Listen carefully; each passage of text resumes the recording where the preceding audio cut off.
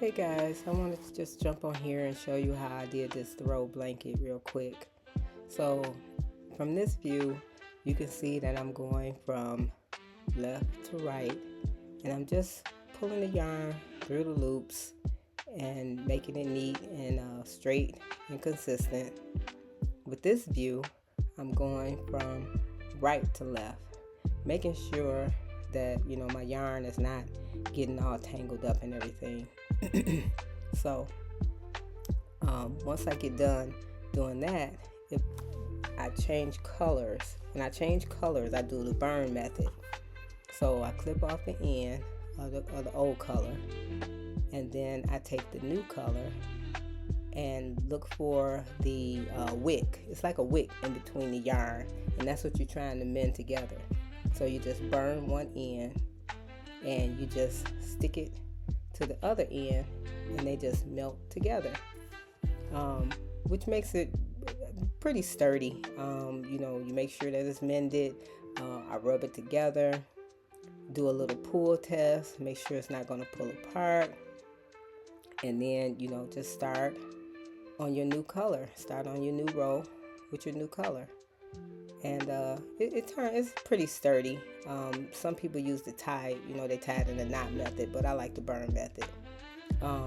So I'm getting to the end of the blanket. I changed colors again to the brown. I started with brown, so now you see I'm ending with brown at the end of the blanket.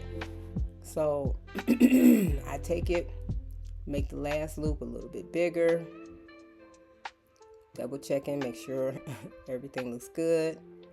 And when I do the cast off, it's called cast off, when you're getting ready to close the blanket up, I do the 2 loops. I grab 2 loops and pull the working yarn through, and that makes for it to be like a braided look. I love that braided look. It's just really neat, and it looks really pretty and really professional and neat.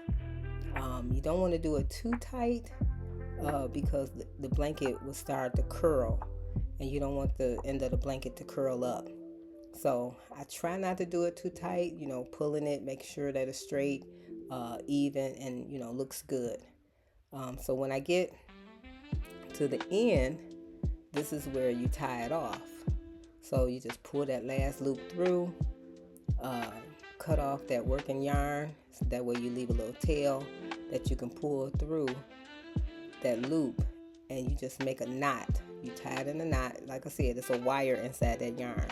So you tie it, and I cut it off and just tuck the little tail inside the blanket, just thread it through so it can't be seen, or just burn it and mend it into the other yarn.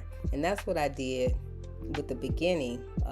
There's the beginning loop or tail, the beginning tail of the blanket, and I tied that in.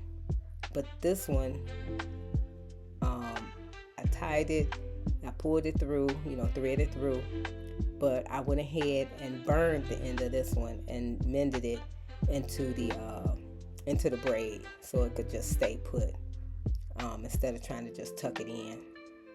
And so turned out really good. Here's the end product of the blanket, and it turned out really nice.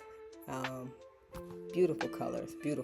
Like I said at the beginning, this is called the Firewood pattern by Burnett Big Yarn, and I usually get my yarn from Hobby Lobby or Michaels.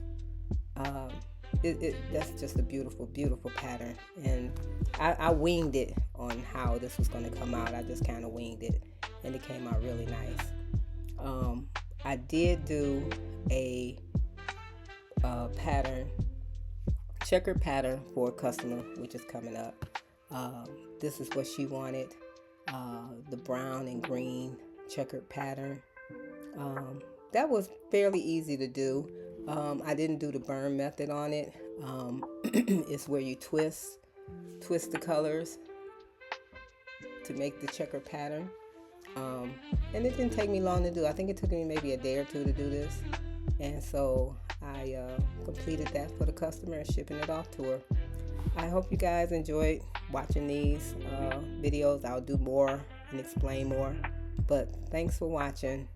All right. Bye.